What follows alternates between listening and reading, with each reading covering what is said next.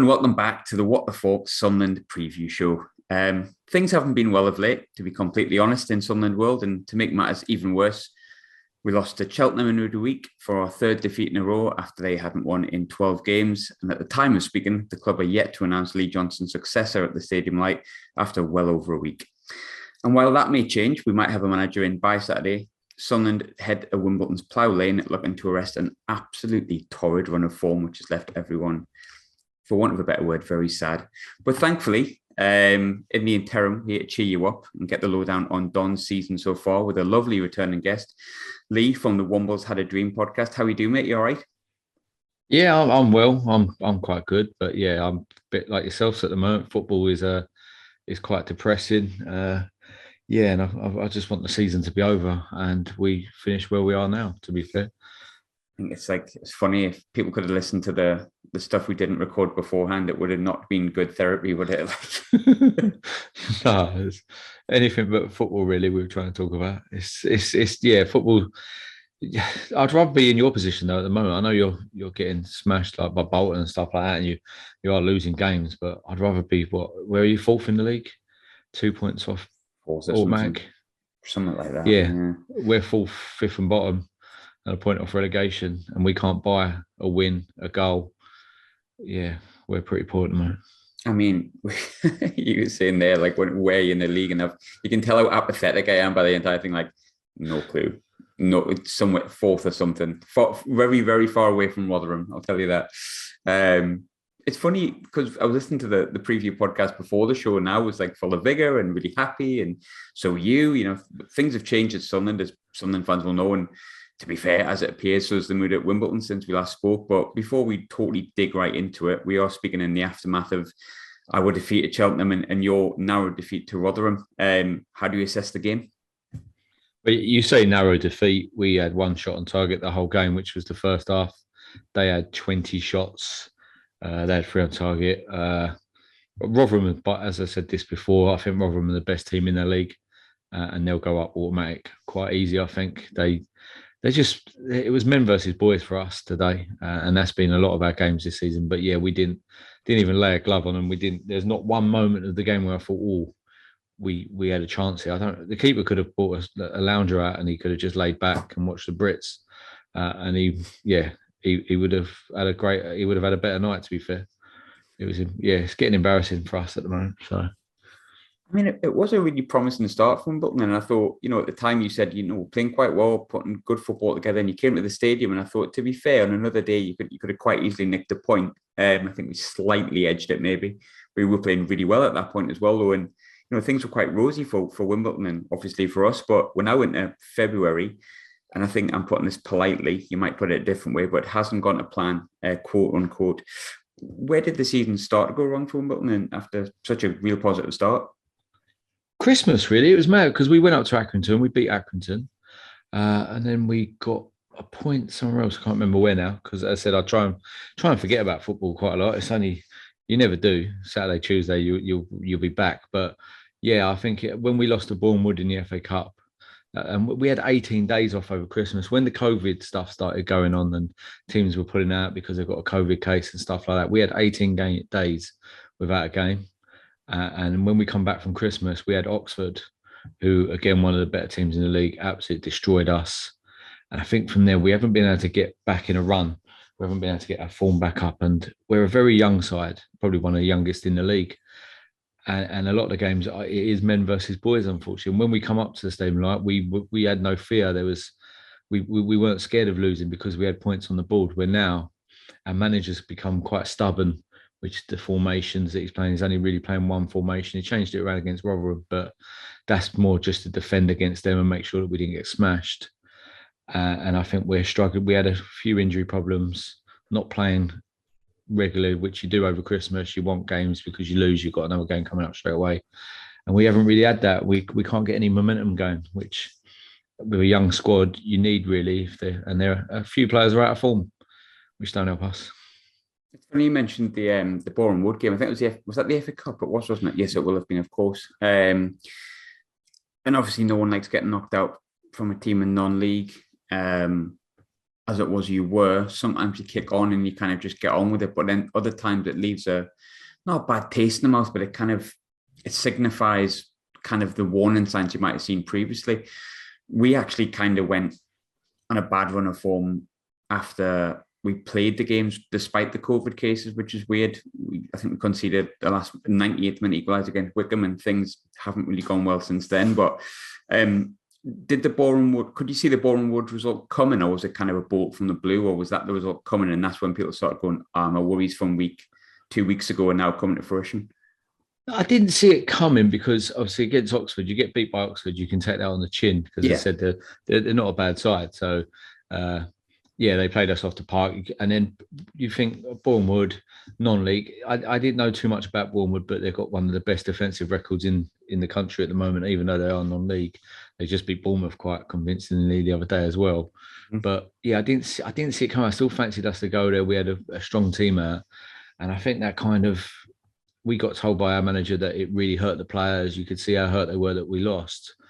But then we go on to play Morecambe, Shrewsbury and Cheltenham, all three teams around us that you think, we'll pick up points against, or we need to win games against. And I think it was against Morecambe. I don't think we had a shot on target. We then lose Ollie Palmer, our main talisman up front, big striker who I didn't really mind losing, to be fair. I didn't think he was that great. But you need someone like him. And then we're playing, again, another kid from loan from Fulham, Terry Blady, who's hardly played. Cosgrave, we got in, we had on loan, we sent out on loan and we've recalled him. And he got put straight in to men's football for the first time. And then we're drawing against the teams around us when you need to be winning games. And we've now got the toughest run that we could have, which is yourselves, Rotherham and Charlton. And we need to pick up points. And unfortunately, we haven't picked up points against Charlton and Rotherham. So unfortunately, we're going to have to take 3 points off you boys.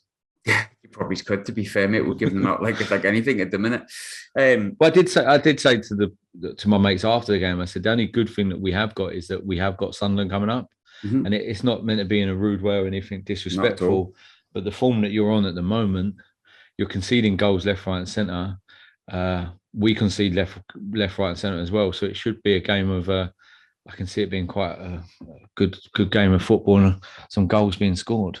I mean, there's something just totally not right with Sunderland at the minute. And I don't think anyone listening to this would feel in any way offended. I think if you're looking at the table at the minute and you're looking at the form table, Sunderland look like the team that if you need to win, you want to come up against, because mentality-wise, the fans listening to this will know how weak we are. And bear in mind, if I do sound a little bit angry and you're listening to this on, say, Thursday or Friday and Roy Keane's just been appointed, I am doing this directly in the aftermath of the Cheltenham game.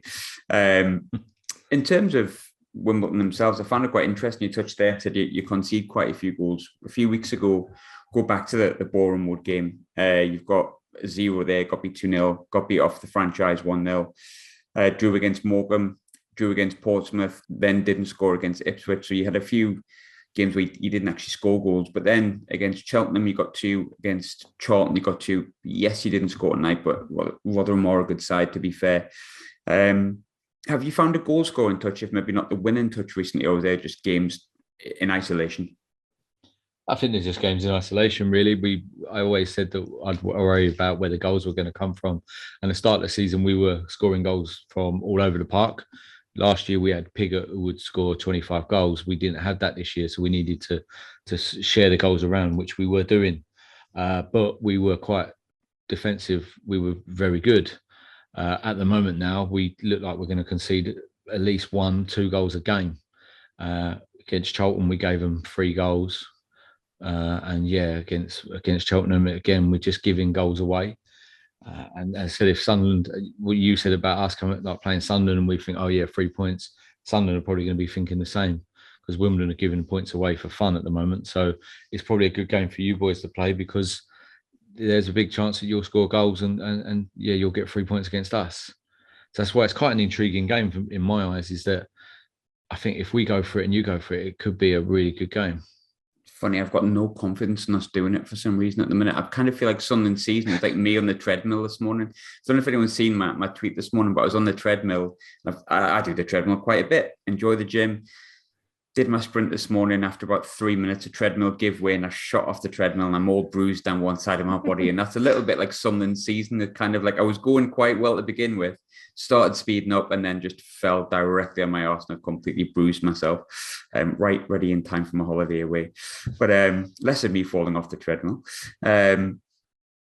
Mark Robinson seemed like the kind of appointment that made sense. He'd been in and around the club for quite a while. I think we spoke about it a little bit. I spoke to Ivor Heller beforehand, who's obviously the director at Wimbledon, for those who don't know, and one of the founders of AFC Wimbledon as well. But it's his first full campaign at the club. Obviously, we don't know if he'll make the end of it. That's debatable when you're on the relegation zone. You never know. At the time, it made a lot of sense. He made progress. He had some nice new ideas, I think, at the start of the season. But obviously the mood changes when you're fifth bottom and you're struggling for form, especially when you've had a positive start. What's the mood around Wimbledon fans at the moment about him specifically and his backroom team? It's I'd say it's 50-50 at the moment. We done our podcast last week called Civil War because we think there could be a fan civil war. One regarding what the club's doing and the amount of debt that we have at the moment as well, the budget, but also our management team as well. Like I got a load of respect for Mark Robinson, love him as a person, but as a manager, he's kind of going backwards from when I spoke to you previously. He's a very good salesman. He's a very good salesperson, and some of the ideas that he had at the start of the season, he's kind of gone away from that now. He's become very stubborn, and it reminds us of previous managers who have got sacked. We're on our worst winless run under any manager. And a lot of people are still happy that he's in charge and he'll take us forward, where I know there's a lot of fans who are actually getting very frustrated now. The problem we have is, and you'll have the same, is if the football's not very good, there's not much else. I'm not bothered about the stuff that's going on behind the scenes and stuff. The forefront is that you actually go there and watch good football and get entertained, and it's not very good. As I said, we're not having shots on target, and you're going to games and not having a shot. You're not lifting people off their seats. And one of the mad things that we've got is they don't call substitutes. We call them finishers because they finished the game and and it's just nonsense like that. What people bought into at the start of the season, and now it's kind of wait a minute, they're subs. Like, why are we calling them finished? Like, why are we trying to reinvent the game of football? Do you know what I mean? You're not Pep Guardiola. You're a youth team manager that has now been given an opportunity. Stop worrying about what everyone else thinks. Stop worrying. Like, if you're going to call them finishers in the background, then fine, but don't start trying to force it onto the fans as well. Even our club are doing it now. You'll see our lineup come up on Saturday, and it'll have the starting lineup, and it'll say finishers instead of substitutes. And it's just nonsense like that that's really frustrating people. Funny, it's like if we recorded this a few weeks ago, I could have mentioned a few Lee Johnsons and his pitch personalities, and obviously he's gone now, so wasted breath. But look, it's just my opinion, and obviously I think you'll probably agree with me on this, but I think it does sometimes alienate fans a little bit, coach speak, because we're not coaches. Where, as Charlie Methven so nicely told me on Netflix, microman in the pub analysis is what we are. I'm fucking proud of it, Charlie, if you're listening. But when it comes to the coach speak, we don't really need to know that. I heard Man United's women manager the other week talking about Zone 4. Zone 4? Like, no one had a clue what he was talking about other than some people that coach. But yeah, it's madness. And when you're losing games, I know it's because it's a result-based business. You can say what you want when you're winning games, almost in essence. But when you're losing games, you want an answer to things, don't you? Has he deviated from that language whatsoever? Or has he kind of doubled down on it? Oh, he'll never deviate from it. He believes in it. His massive word is processes. So he has big processes, and he's doing loads of stuff in the background, and all the work he's doing in the background, and the culture of the club is brilliant. But the football is not very good, and we're not playing very good football at the moment, and that's what people are wanting to pay and go see. It's an entertainment business as well, and we're not being entertained. And I know it's hard because League One's a very tough division. There's some big teams in there. But when you're watching teams like Cheltenham and stuff like that, and I don't know how you play, I watched the Rotherham game. Badly. And you're watching them and thinking, they're not even that good, these teams. And no. Do you know what I mean? We played Portsmouth the other week and Ipswich, and I thought they're not that good. They're paying fortunes, Ipswich and stuff like that, but you think they're not a great side. So yeah, it just frustrates me. Everyone just wants to see their team give 100%, and when they're not, And our management team come out and say, "Oh, at least the lads are trying and stuff." It's like, well, we ain't had a shot on goal, not even a shot on target. It's like, it just gets embarrassing in the end. And I think that's what's frustrating a lot of fans. I'm seeing some. It's the first times under Mark Robinson that I'm actually seeing people just say, "Look, enough to that. He's a youth coach. I don't want him in charge anymore." But who do you get in? So that's the difference with Wimbledon. Joe's next question, isn't it? It's funny. It's like at Sunderland, I think people notoriously look at us and we sometimes get thrown there, or you sack managers right, left, and centre. I think it's no surprise to people listening to this. I was happy for Johnson to go. I would have liked a replacement lined up before, a fortnight, but nonetheless, I think when it comes to with something that yes, there is a long-term aim, and you do want to see a long-term project, and you can be. Well, we've been very patient, but you can be patient if you see things are working. But ultimately, the short-term aim is get the hell out of this division, because if you don't get out of this division, any project they have is pointless. With Wimbledon, because obviously you were, should we say, in inverted commas here, a grassroots club, a club that was founded by the fans and built up by the fans, despite the fact that I think to everyone in football, original Wimbledon is AFC Wimbledon, Wimbledon or Wimbledon, I think to almost everyone collectively. But can you afford to be more patient with Wimbledon, or is there a bit more patience because of the way the club was founded and things like that, or is it the same as what you get at Sunderland? It's results based and it goes week by week.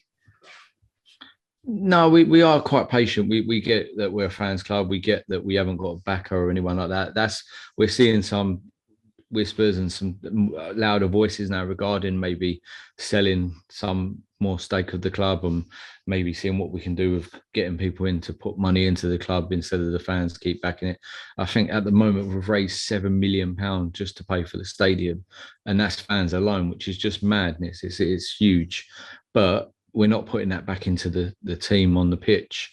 Our budget is probably one of the lowest in the league, and you can tell the difference between us and the Ipswiches and stuff. And that's what our manager did say recently, is that when the January transfer window was on, you could tell that some players are getting £6-7 grand a week, and we can only really afford up to probably about £2.5-3 grand, which is still a good sum of money to play professional football. But when you're based in the heart of London, and it's one of the most expensive cities in the world, and you can go to Sunderland on, say, £6 grand a week and live in a mansion, or you can play for Wimbledon and live in a one-bedroom flat. Do you know what I mean? You'd probably still do all right, and you're fine. But I know where, like, if I was a professional footballer, and that's why a lot of northern teams always do better with regards to players going up there, because they get more money. And I don't mean this disrespectfully, but it's a cheaper lifestyle than living in London. Yeah, and if you look at the clubs that we come up against, we have Chelsea, Fulham, Palace, all on our doorstep. So yeah, it's a tough one. Clubs even at this level, I suppose, isn't there? There's like a decent low-level championship player that you could maybe coax into coming in. Might look at a Millwall or even a Charlton. You've got even clubs like that like go against. Is there, with Wimbledon, because again, how you were founded, or this version of Wimbledon, if you prefer, I hate saying that, but you know what I mean. Because of the way you were founded, is there almost a reluctance to have maybe not a big money backer, but to kind of change from being a fan-owned club into owned by like a billionaire or a millionaire, or whatever it may be? You know what I mean? Like money, basically a money man, as opposed to being the way you were bought, or is it kind of erring towards that because you need to do that press on?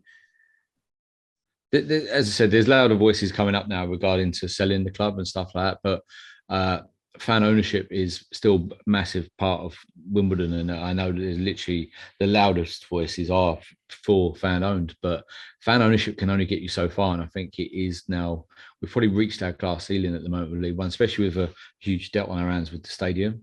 Once we can get that debt kind of lowered and we can start paying that back, we will see improvements. So this is why I think maybe if we could keep the same budget, and if we got relegated, it wouldn't be a big deal. But I think if we do go down, we're going to have to change our budget quite a bit, which would be disappointing.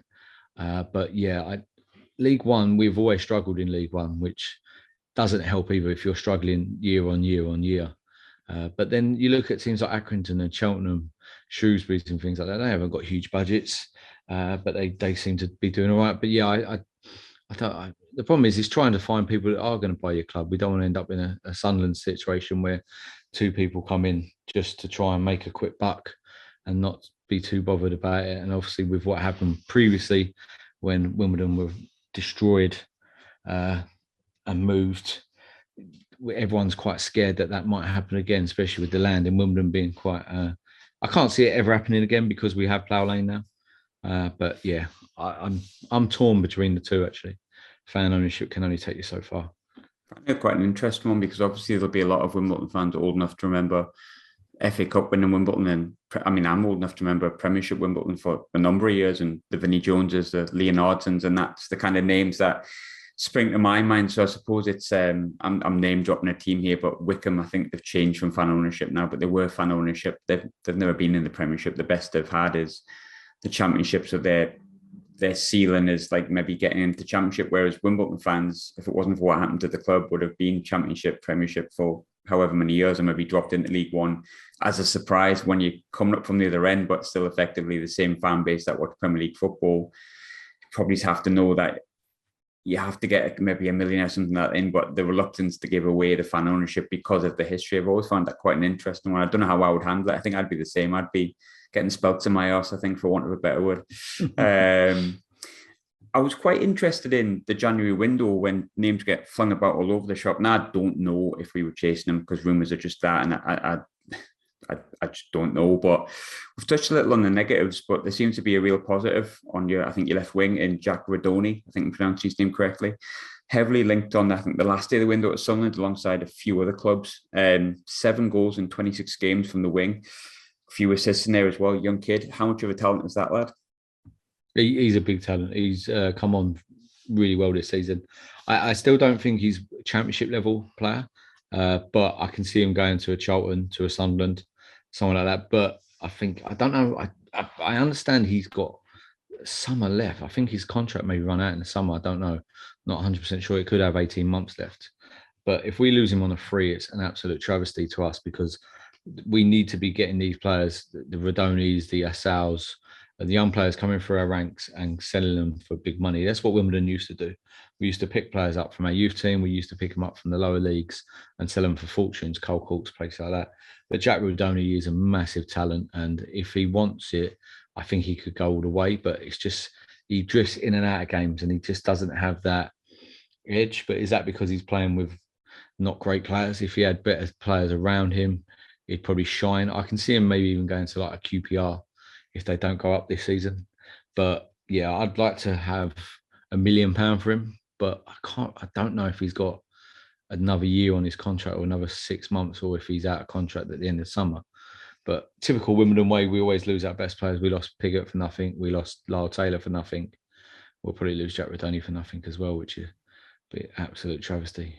Yeah, I imagine that's incredibly frustrating because the alternative argument to what we were saying before is the likes of, I mean, you mentioned Accrington before. They sold Dion Charles, I think, for undervalue, and still it was a decent amount. I think 500,000. And what can 500,000 do? Not just for the debt, but what you can do. And I understand sometimes people look at as someone who spends a lot of money, but imagine spending it all wrong. To consistently do, and I've done for years. I thought we'd done all right this season, but less said about that, the better. But apart from obviously Rodoni, there's your top scorer at the moment is Ollie Palmer. He's obviously gone, I think, to Wrexham. He's gone to play football with Parkinson. Big burly lad that likes to play up front and receive the long ball. Doesn't surprise me that he went to play for Phil Parkinson at Wrexham, I've got to be honest. But which other players should we be looking out for? Which ones, despite the fact you're in bad form, could potentially cause us problems? Well, that's the best bit of business I think we've ever done, really. 300 grand for Ollie Palmer, injured most of the season. His contract, he only had 18 months left, wanted a new contract, which I wouldn't have given him. To get 300 grand for him, we've put it back in with guys. We got, you probably know Sam Cosgrove, was at Aberdeen. Yeah. I thought he was brilliant when I've seen him play for Aberdeen. I thought he was a real menace. Really highly rated when he was at Aberdeen, wasn't he? 2 million, I think, across Birmingham. Yeah, I was just about to say he went to Birmingham for 2 million. It hasn't worked out for him at Birmingham. Championship's a tough level. He went on loan to Shrewsbury. Again, it hasn't worked out for him there, where they've had 2 players who are scoring goals for fun, and he couldn't get in the team. So he's at us now, and he's looking like the Aberdeen Cosgrove, and that's the Cosgrove that we need. Because if we get the one that's been at Shrewsbury and Birmingham, we'll get relegated 100%. So Sam Cosgrove's one I'd be looking out for. Ayo Bassal is just a little live wire. I go on about him all the time. he's come through our youth ranks, and he's just brilliant. He'll be in your faces. He'll love it, and hopefully he can nick a goal. Other than that, George Marsh, midfielder called George Marsh. He hasn't played much this season. Woodyard, our captain, got injured. Hartigan was injured as well, so he had to come in, and he's been absolutely brilliant for us. He's all over the park. He could pop up with a goal. He's had a few shots, but not scored yet. But he's hit the post a couple times when we've managed to have a shot. But yeah, they're the three I'd be looking at for Marsh, Assau, and Cosgrove. Cosgrove is a worry for some fans who might not have been aware of his time at Aberdeen. He was obviously rated at 2 million. I think he was linked to a lot of championship clubs. He completely flopped. But if he's got any kind of level of Aberdeen-ish level, should I say, as he has at Wimbledon, there's a genuine concern, especially when we're shipping goals. So I kind of forgot he'd actually gone there, to be honest with you. So I'm pleased you. I'm not pleased you reminded me, actually, come to think of it. But as I said, we are looking like we're getting the Aberdeen Cosgrove, because I think he realises this might be his last chance saloon. He's gone on loan of Shrewsbury, it hasn't worked. So if it doesn't work at Wimbledon, it's where's he going to go? Is he going to go back up to Scotland and end up at like a St Mirren or something like that, or Rafe or something like that? It ain't gonna. Yeah, he needs to, and he does look like he wants it a little bit more than he maybe did at Burnham. So yeah, hopefully. I think sometimes it dawns on players, that kind of thing, doesn't it? And I think it is. I think a year and a half ago, COVID times, he was one of the hotter properties in the Scottish Premiership, and then. It's funny how the world turns, isn't it? But it's funny, like, last time we played, I was listening back to the review show after the game as well, and I was using phrases like, it feels different this time. Feels exactly the same, funnily enough. But we're in third, fourth, whatever it may be as it speaks. We're currently managerless. We've lost 6-0 to Bolton, 2-1 to bottom of the league Doncaster, and we've just completely duffed it against Cheltenham again this evening. I always find one of the most interesting things to ask on these shows is the opinion on Sunderland and the situation, but it's particularly interesting at the moment because Johnson being sacked, taking a bit of time to get a manager, losing games, basically duffing automatic promotion again. What have you made of it all, Lee, from the outside looking in? It's quite mad for me, to be fair, because obviously, as you said, you're fourth in the league. I did say when we spoke previously, if Stuart wasn't scoring, who would score your goals? I said, would that be a worry of yours? And you said it weren't too much because you'd have got like goals coming from everywhere. But it just does look like that if he doesn't score, you don't really win many games. I don't know how true that is. As I said, I've only watched a few Sunderland games, and you seem to be shipping goals for fun at the moment, which is good for us. But yeah, it's a straight. I manager-wise, Sunderland's a massive club, absolutely huge for League One. I don't get why you're looking to maybe go back to someone like Roy Keane, who's not been in charge of a team from managers-wise for ages. If you hear anything about Roy Keane, I know he done well at Sunderland, but anything about him, it's not positive regards to teams he's managed previously, man management-wise as well. I don't know why you're not looking to get an up-and-coming young manager and try and get someone to come in and who can do a job long term as well. It can't be a cheap fix, I don't think, for Sunderland. But I never thought Lee Johnson would be that man either. I think he went there because he saw the stars and he thought he'd be a hero up there, and his ego was probably too big for even Sunderland. I'm not going to disagree. Some fans might, but I'm going to 100% agree with that. I was not a fan. It's funny because Roy Keane, for me, I had reservations, and now I'm like, you know what? Let's get him in because he was so great.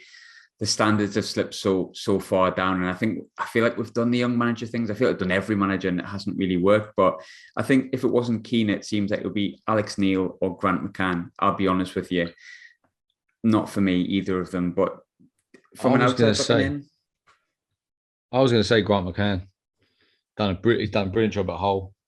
You know what I mean? He got him promoted. He had some good players down there. He got Longman, who was on loan at Wimbledon last year, who's brilliant. He'd be the one who's out of work currently, who I'd be thinking, right, he's going to come in and actually give the players a rocket. He'll do it his way. He's been at big clubs before. And yeah, he's the one that I'd be looking at if I was a Sunderland fan, thinking, right, who can we get this out of work? Alex Neil, not for me.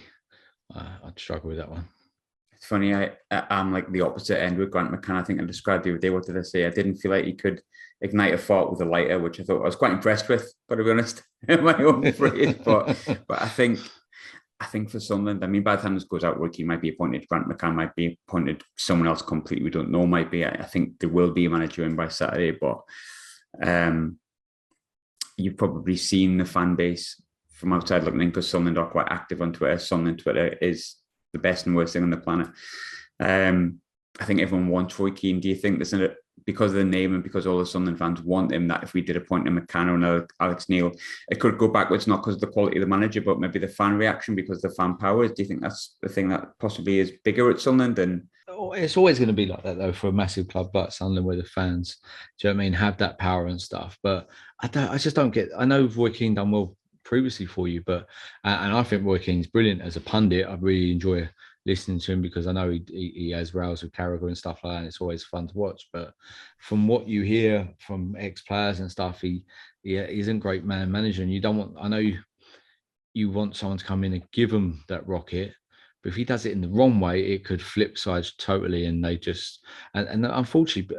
And this is what I hate about modern football: is players have so much power nowadays that if they stop playing, there's not much really you can do. Look at like again, Rotherham had Will Grigg today, and I'm thinking, oh, like he played for the scumbags, but then I was thinking, well, he did play for Sunderland, didn't do anything, spent fortunes on him, but didn't fancy it, so that was it. And then he's gone off to another club, and it's just.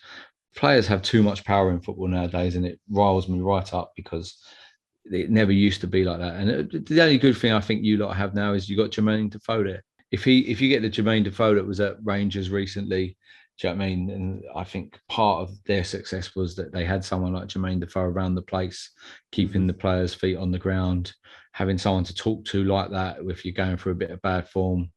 I think that's a very wise move to get him in a mentor around. And if he comes on and he gets one chance, he's going to score a goal. Hopefully it won't be on Saturday. Fingers crossed it does. I'm dying to see Jermaine Defoe back. I'm not going to lie, no offensively, but he's had 10 minutes here or there. I mean, we were 2-0 down by the time he came on Saturday. I'll be honest, it was a damn squib. And tonight he came on, one chance, difficult to get on, but came on far too late. Came on when we were 2-1 down. You bring Jermaine Defoe on to win the game, not to grab a point in Cheltenham. If any Sunderland coaching staff are listening to that. One thing I've never asked before on a preview show, and I feel like I really should. I know there's a select set of fans that had 80-odd loyalty points that could go to this game, which I'm a little bit sad about. I was actually in Budapest anyway, but I might cancel it just to go to Plough Lane regardless. But best pubs for away fans before the game, where are the best places to go at Plough Lane? There's not many, to be fair. Unfortunately, there's because of how it is situated. There's a lot of home pubs. I think there's a couple of pubs in Elsfield. What's it called? I think it's the Elsfield. So near the Elsfield train station, there's a pub there as you come out. You lot are going to be very, very shocked when you come down because it ain't cheap. It's like £7-8 a pint. So yeah, remortgage your houses and stuff and come down with a bit of money because it literally isn't cheap. It's a nightmare for guys who are in the clubs who are used to paying £3-4 a pint. Yeah, it's like double that down in Wimbledon. But there's not many pubs. The only other one would maybe be the Alex in Wimbledon. That's again, there's a lot of home fans in there, but they do take away fans. Your best bet is probably to drink in London and then get the train down to Wimbledon because, as I said, because of Plough Lane and where it is situated, it's literally all home fan pubs, and they've got bouncers who check tickets, and obviously the accents are going to be totally different. So yeah. Unless you're a Cockney Sunderland fan, then you're going to get away with it, and you'll be all right. So if you're listening, just go wherever you want. Last question, as always, Lee. I know we're both very sad about our football team at the moment, but this is our commitment to the podcast cause, isn't it? That we still do it, even though both teams are shite. I'll give you my prediction first, and this probably sums up how I'm feeling. I fancy Wimbledon 3-1, gotta be honest. I'm feeling very... I mean, it might change if Roy Keane comes in. Yeah, that might be different, because I feel if they come in losing at any point during the game, players might be decapitated. Obviously not literally, I don't mean that literally for people listening. But I feel like there might be a bit of a rocket up the arse, and hopefully this manager and whoever it may be can get something out of them. But the way I currently feel, I feel like something going into the abyss. So I'm going to say 3-1. But where are you going, Lee? What's your prediction? Well, Oh, I hope you're right. I hope you're right, Graham. It's a tough one for me because if you do get a new manager in, there could be that new manager bounce. Depends on obviously when you get a new manager and if it's like soon. What's day? Which is Wednesday. So yeah, it's not gonna. I don't think it'll make too much difference actually. I think there'll be goals in the game. I think it'll be 2-2, or maybe we might nick it to go 3-2. I'm hoping so, but it's such a tough one because I think you could nick it 3-2 as well, and you could go away 3-1 as well because we're so poor. We're not a great side. I think it's 12 now without a win. So yeah, you've got to be looking at this game and thinking this is where we pick up 3 points to get our promotion pushed back on track. But I'm going to go. I'll say 3-2 Wimbledon. Both of us in Wimbledon scoring 3 goals and something getting beat. Jesus. Lee, as always, good to chat, mate. Thanks for coming on as late as you have done.